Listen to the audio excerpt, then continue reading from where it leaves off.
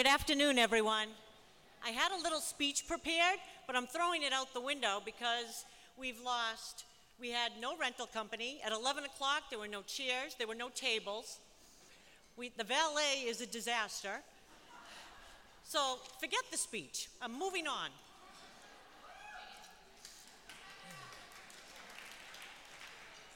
And I also want to thank Bissell Communications for stepping up and pulling out all the chairs and the tables from every room, every pool area, and getting this all set up for us.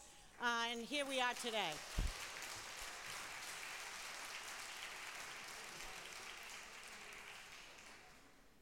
Good afternoon and welcome to the 5th Annual Artemis Circle Spring Luncheon. My name is Liz Dagris and I'm the event chair.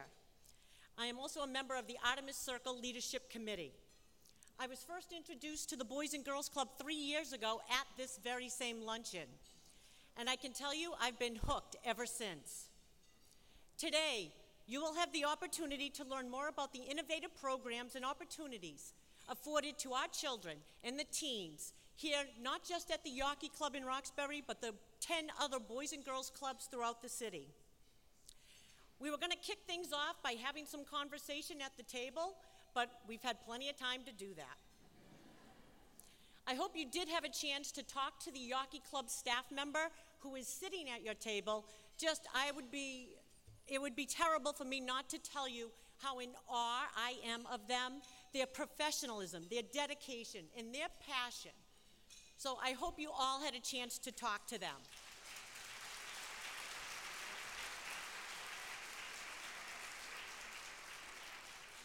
Thank you so much for joining us on this special day to celebrate the power of women. And we have a few great men here as well, as we support this amazing organization. I'm going to introduce Jayana Yard, who is also a fellow committee member, and she's a club mom. Let's give her a big round of applause.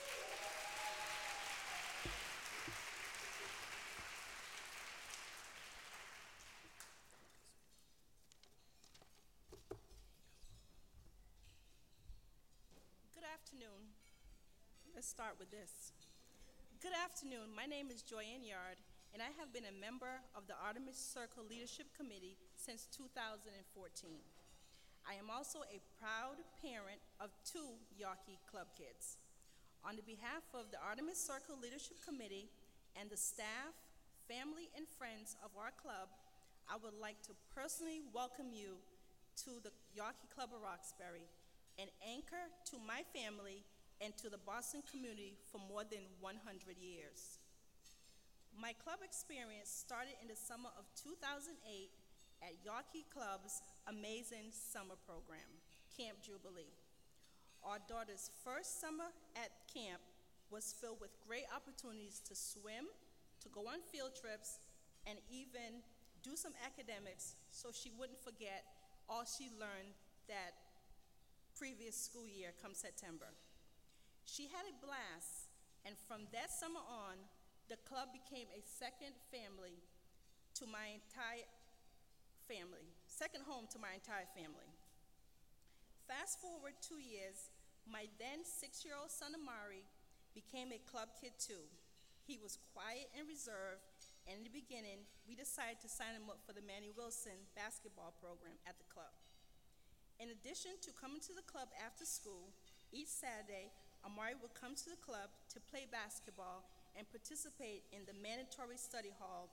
Because of Manny Wilson and some nurturing from one of the coaches, my quiet child became a confident kid both on and off the court. Noticing how much Amari blossomed through the Manny Wilson program, my husband Clyde decided to volunteer as a coach, hoping that he would have the same impact as that coach had on Amari. Since then, we have been out in the city many times and we hear a voice call out, "Hi, Coach Clyde," and my husband loved that. Clyde is a union pipe fitter, and this fall he had the pleasure of speaking at BGCB's Career Forum, where he spoke with several club kids about his career path from pipe fitter to a manager at Massport. Our family knows how much the club had provided our kids, so we want to give back in any way we can. The club is a true family affair. For those who have been involved with BCBG for a while, you may remember a young woman named Aaliyah who spoke about all she's done because of the club at the Artemis First Falls event, Champagne in Conversation with Laura Raposa back in 2013. In her many years as a club member, Aaliyah learned to scuba dive, visit colleges over summer vacation, and even travel to India. I am so proud to say that that young lady is my daughter, Aaliyah. Aaliyah completed her freshman year at Skidmore College, and because of the leadership pipeline at the club and the opportunity to secure a summer internship at Fidelity Investments and Children's Hospital through the club's summer fellow program, she has followed her dreams and studying exercise science, and so she can attend graduate school and become a physical therapist.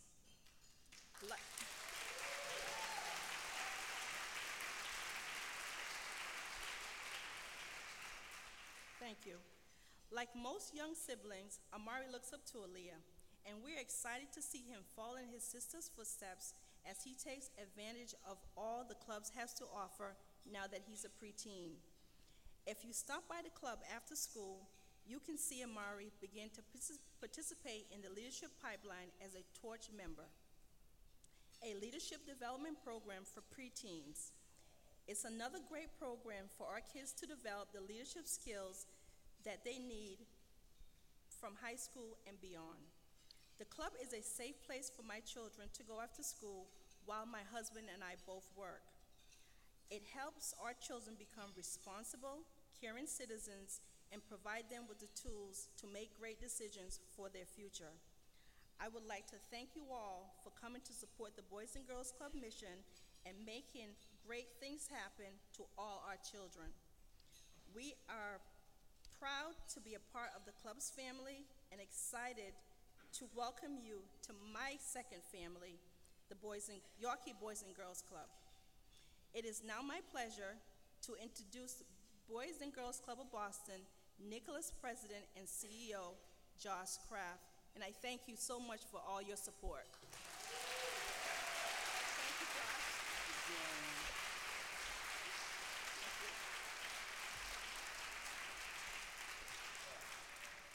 Thank you, Joanne. Such a great representative of everything we try to do at the Boys and Girls Club, because in the end, it's about creating opportunity and using that opportunity to build great community. So I also want to first thank Liz Dagris for chairing today's event, and I'm going to copy her too and thank all of you for your incredible patience. Obviously, I want to thank Thistle Communications, who set up the chairs and tables here, and only Andrea Swain, she's always prepared. Swainey's got all these tables and chairs just hanging out in the Boys and Girls Club, so in the future, we don't need to use that company. So I was going to say their name. And so thank you, Andrea, and the Yawkey staff, and of course, Thistle for setting all this up. I also, the parking, I know, got a little crazy. The courthouse, our tax dollars at work at the courthouse, they're spending their time chasing people away from supporting a Boys and Girls Club. So I'm glad they are focusing on things that are important. But again, I want to thank everybody for being here. And I also want to thank, actually, because it was a little crazy here this morning, the staff that made this happen today, despite the problems, they just made it happen. Robin, Jenna, and Meredith, I know they're here, so thank you, the three of you, and all of our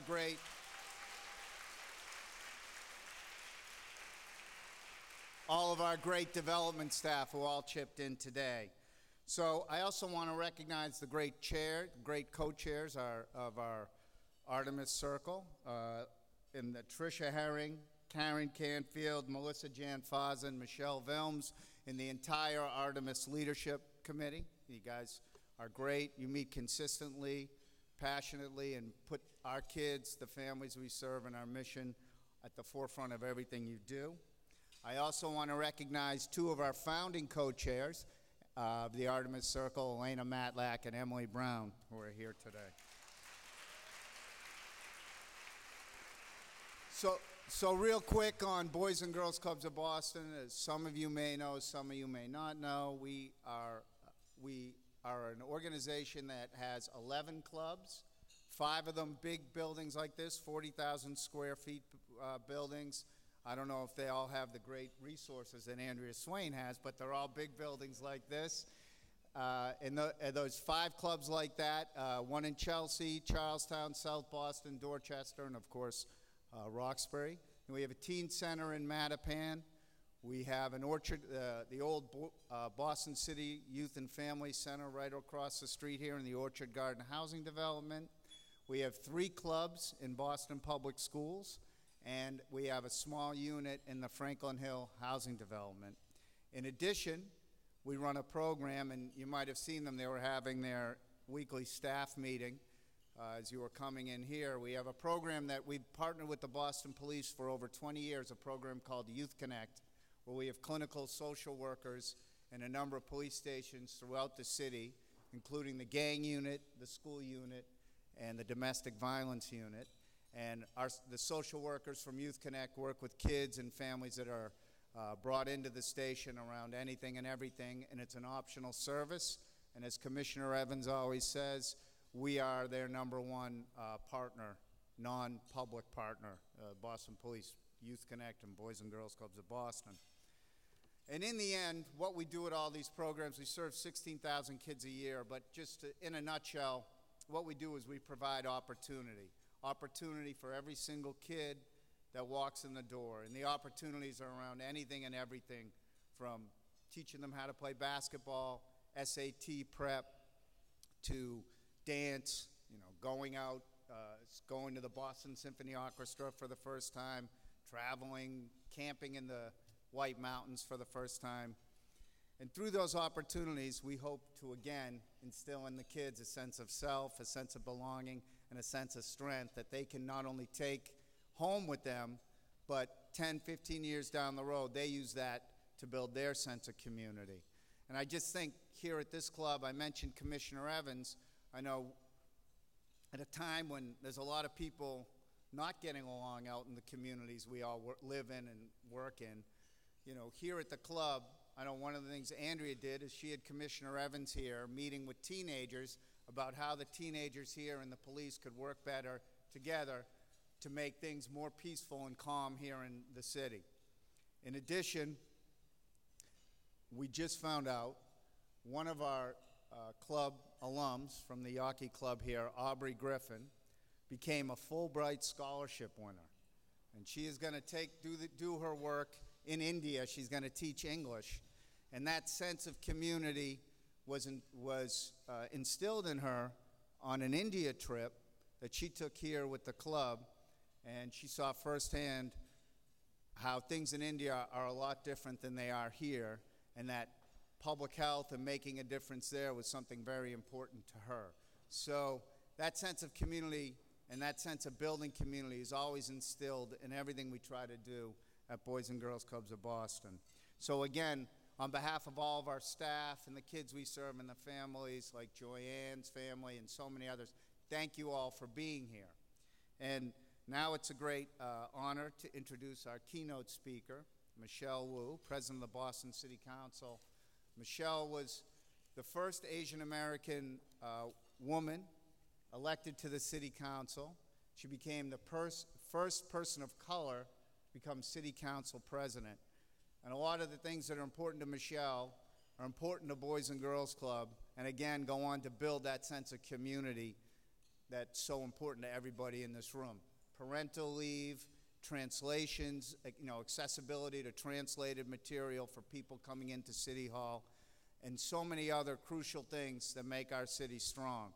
And I had the pleasure of meeting Michelle, I don't know, was it 3 or 4 years ago, right after you were elected to the City Council. And, well, you'll believe this for Michelle, you probably won't believe it for me. We were in a fashion show together at Neiman Marcus, And I definitely, Michelle fit the bill perfectly. They couldn't put enough lipstick on this pig to make it work, but we had a great time together. It's an honor to be able to partner with her in the city and an honor to have her here. So, Michelle.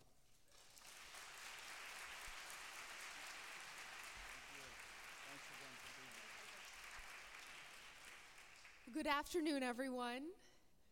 I can't think of a better way to be celebrating lunch and nearing the end of the week than spending some time with a room full of leaders, passionate community members, trailblazers. I really want to thank Josh for the invitation. We are looking much more like our normal selves today than we did when we first met. Want to congratulate Liz on beautiful, beautiful event and for having such great turnout. I go to many events across the city, and this has been a pleasure to meet everyone. And I also want to particularly highlight one of the trailblazers in this room who was a personal role model and hero to me. Helen Chinschlichty is here at this table. Auntie Helen, as she is known by many of us in the Asian American community, has been a leader on so many different fronts, but her passion is around helping youth and being active with the Boys and Girls Clubs. So she had been on the board for I don't know how many years, and I just learned she is the first woman to join the Boys and Girls Club's Senior Advisory Board as well. So thank you for your service, Auntie Helen.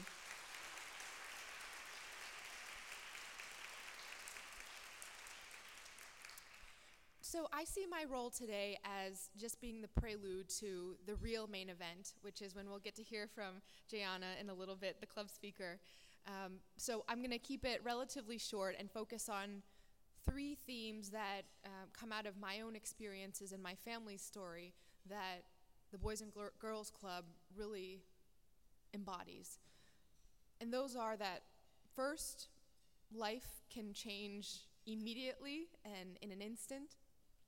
And in those moments, secondly, it is community that creates opportunity, similar to what Josh has been saying. And finally, that the best investment we can make is in the next generation. So let me fill in some of those details. I'm the daughter of immigrants, and growing up, my parents had just come to the United States from Taiwan. They were 27, 28 when I was born. Didn't speak English for the first about dozen years of my life, and came to this country leaving behind everyone they knew, everything they were comfortable with, just for that chance at opportunity. That meant that the four of us kids growing up were expected to work hard and focus, but we didn't often get a lot of help from our parents with some of the things that our classmates might get help with. Never had anyone who could look at my homework and give advice or help with college applications or things like that. Now my mom in particular, was incredibly resourceful.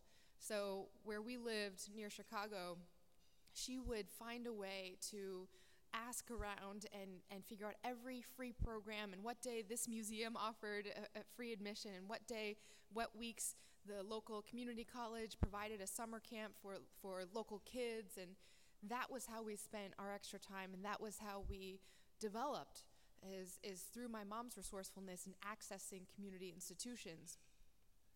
Through all that, I had a very happy childhood, but never thought of myself as one day running for office. That idea would have terrified me at the time as a very shy young girl. I didn't see anyone who looks like me in positions of leadership and in government. You hear today that women have to be asked to run for office, and that's one of the big barriers, is that women aren't asked. Well, no one ever asked me to run for office. In fact, when I was growing up, really the only sort of mainstream famous Asian American woman was Michelle Kwan, U.S. Olympic figure skater. So I was asked nearly every other week if I was going to become a figure skater when I grew up, but never a politician. And again, the importance of mentors and role models, not just for the young people who are thinking about what they might do one day, but all the adults around those young people who are helping create their lists of what's possible and not possible for them. Anyway, had the opportunity of a lifetime to come out to Boston for college, had a great time here, got involved in Chinatown, was teaching classes and knew that Boston is where I wanted to put down my roots one day. Got a great job working downtown afterwards. And then one day I was at work downtown Boston when I got one of those calls that no one ever wants to get. My little sister called and said, "You have to come home now. There's something very wrong with Mommy." I took leave from work, flew back to Chicago, and realized that my mom was basically in the midst of a mental breakdown. She had gone in a matter of weeks from someone who had been the central glue in our family, making sure everyone was fed and on time and clean clothes and all that, to not being able to take care of my sisters anymore, and for a while not being able to take care of herself either. She has struggled with mental illness from then until this day. She's doing much better now thanks to Boston's great resources.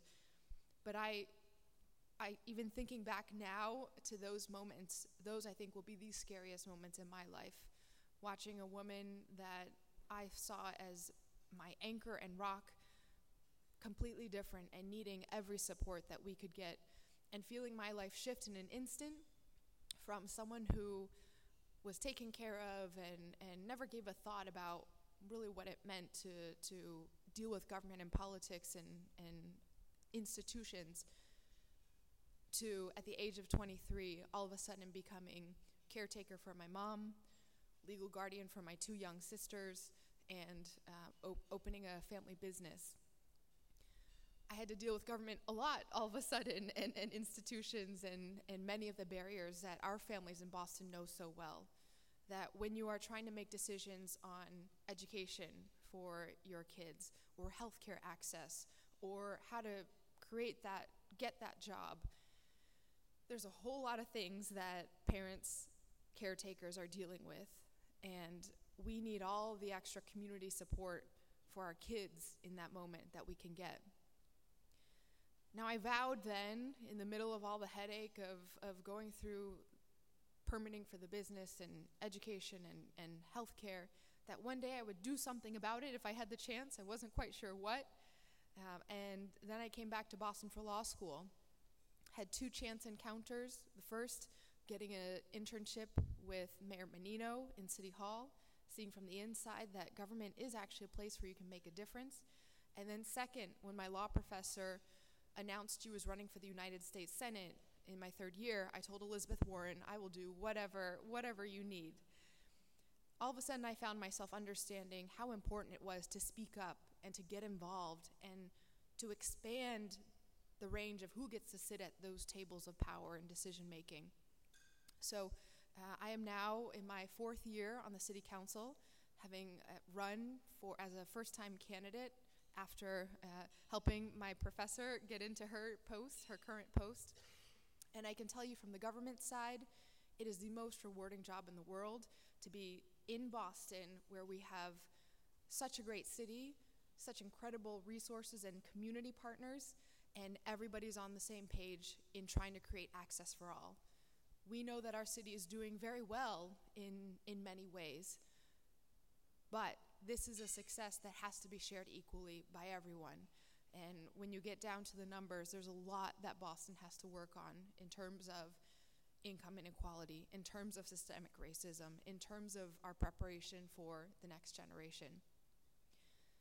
And I know every day in my role working on policies at the local level that we are in a very uncertain time in our country, when we don't know whether funding that was previously there for social services might be there the next year, when we don't know if our immigrant residents and neighbors may be subject to completely wildly different and unfair policies very soon.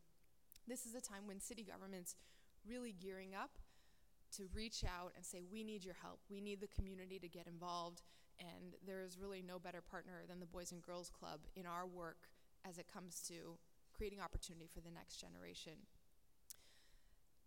The millennial generation, the young people now, are the first generation in a very, very long time where the standard of living and economic mobility are less than that of their parents' generation. The policies that are in place now are making income inequality worse, making it harder for people to move up the ladder and get to that American dream. What that means is that parents, moms, dads, caretakers are under increasing pressure.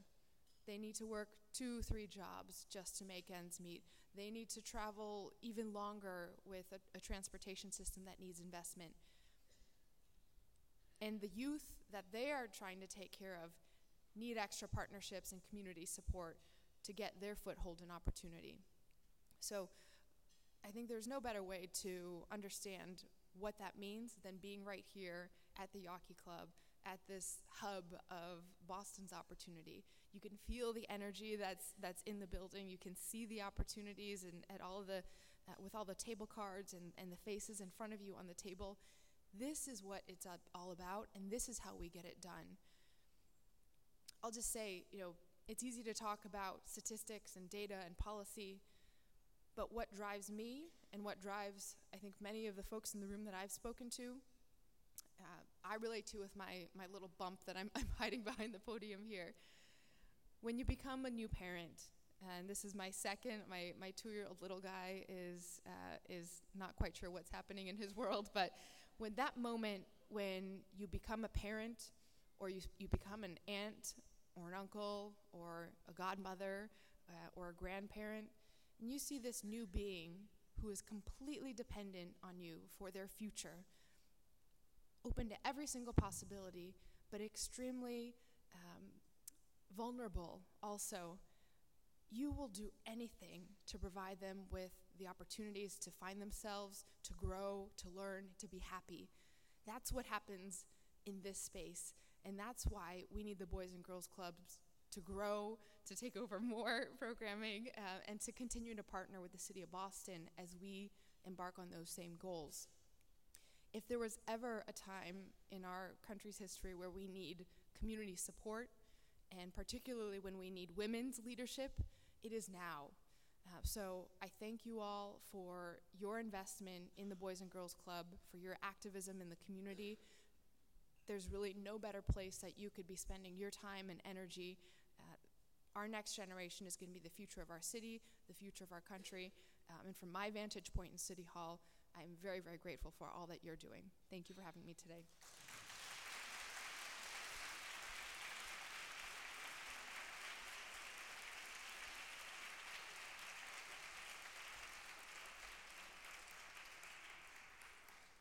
Thank you, Michelle. That was great. We appreciate your leadership and commitment to community, so thank you.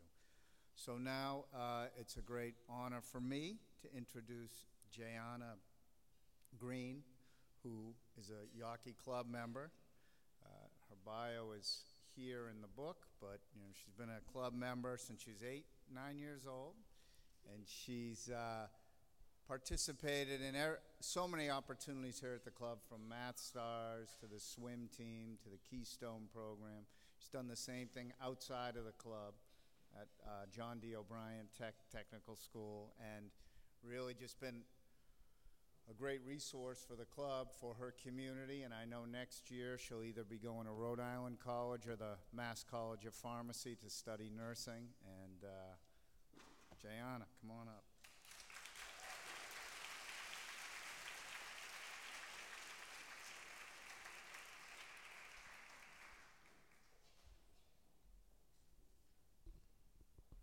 Good afternoon, everyone. We can do better than that. Good afternoon, everyone. Awesome. My name is Jayana Green, and I am a senior at the John D. O'Brien School of Mathematics and Science. I have been a proud member of the Yawkey Club of Roxbury since I was 9 years old. Considering I turned 18 on Monday, I guess I can say that's half of my life. I first started coming to the club during the summer at Camp Jubilee. Both of my parents work and needed a good place for my brother and I to go. I was excited to meet new friends, swim at the club pool, and go on field trips. My mom was excited that there were caring adults who would support us, and I can get some academic enrichment over the summer too. Luckily, we both got what we were looking for.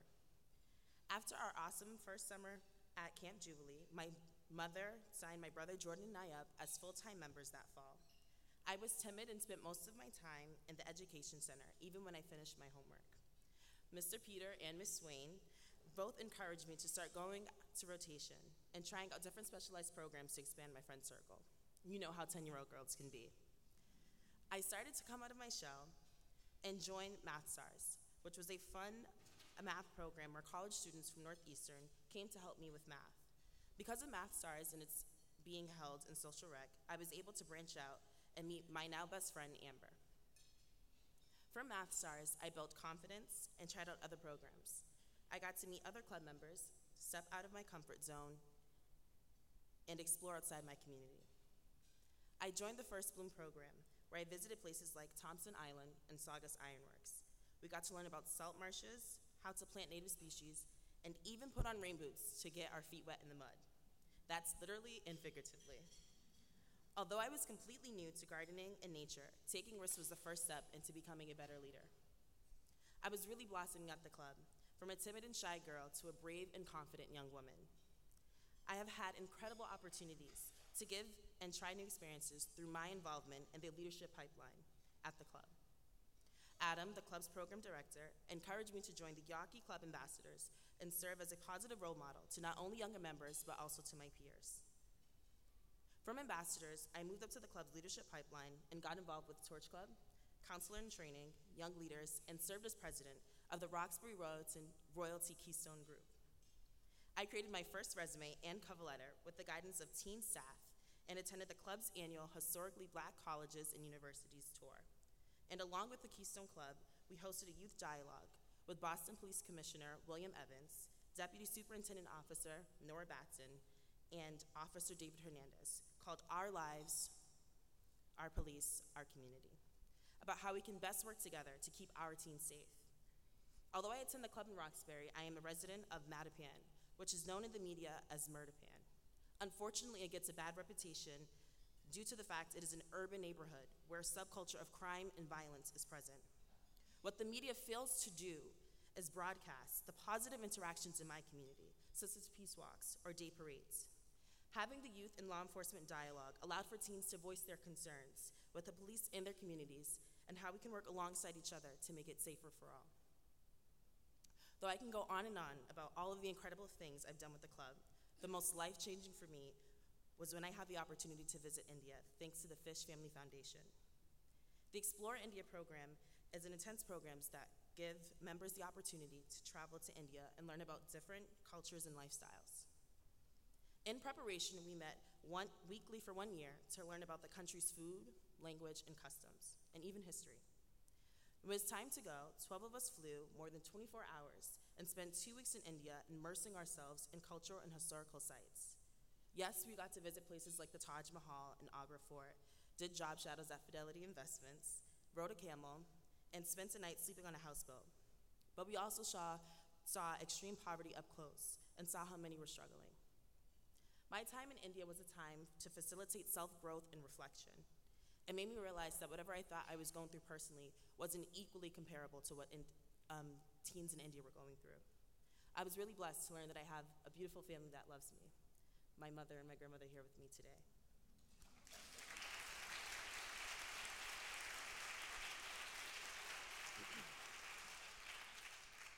I always knew I wanted to help people, but seeing the street children in India, I decided I wanted to become a nurse after college.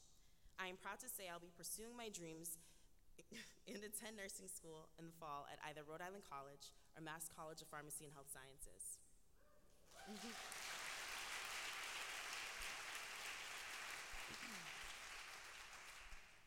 I can sum up my 9 years as a member of the club in 3 words. That's nurture, support, and success. The club fully maximizes the potential of kids and helps support us as we grow up and beyond. The amazing staff at the club is like aunts and uncles to me. They are there to support me and teach me life lessons that'll guide me in the right direction. They have prepared me with the necessary tools to go out and conquer the world, and I truly do mean that. If I don't have the means to give back financially, I promise to give back to the club through my knowledge or service and to help other youth receive the same opportunities as I did. By joining the Friends and Alumni Association and staying involved, I'll provide feedback and ideas on how to better invest in our youth, become future leaders of America, and activating our legacy as citizens. There will never be enough words to express how grateful I am for the Boys and Girls Club and a supportive role in my development as a strong and intelligent young woman. Thank you.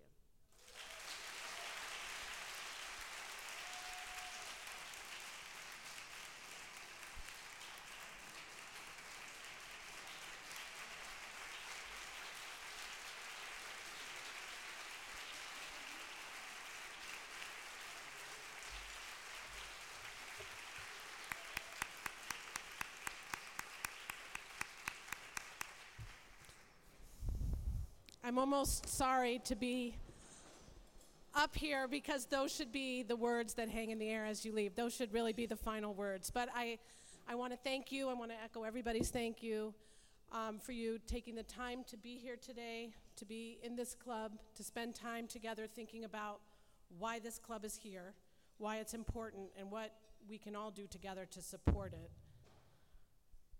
This club and all of our spaces are hollow ground for me.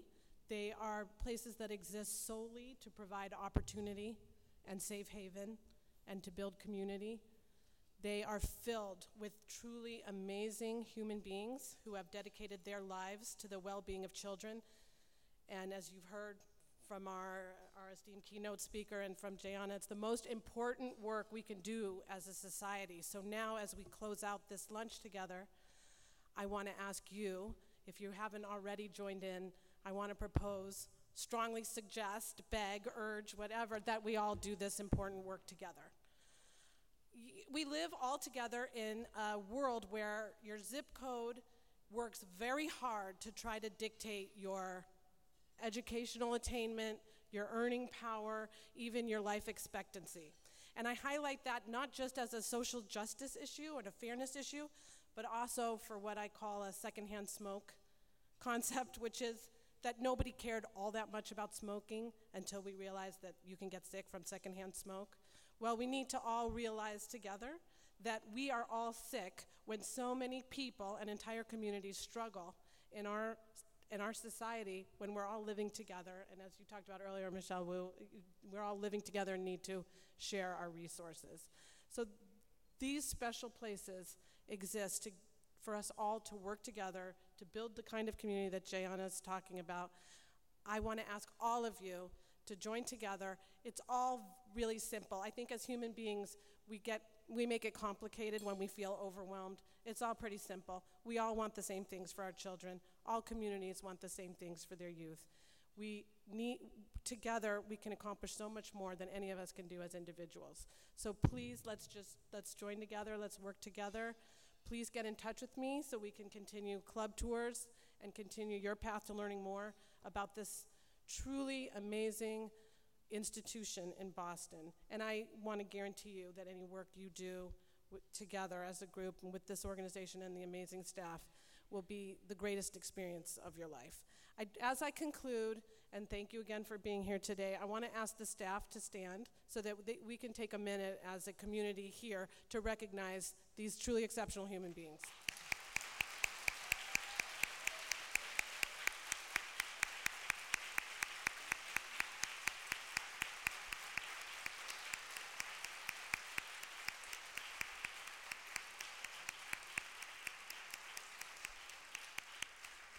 Thank you for being here today, and I look forward to working with you into the future.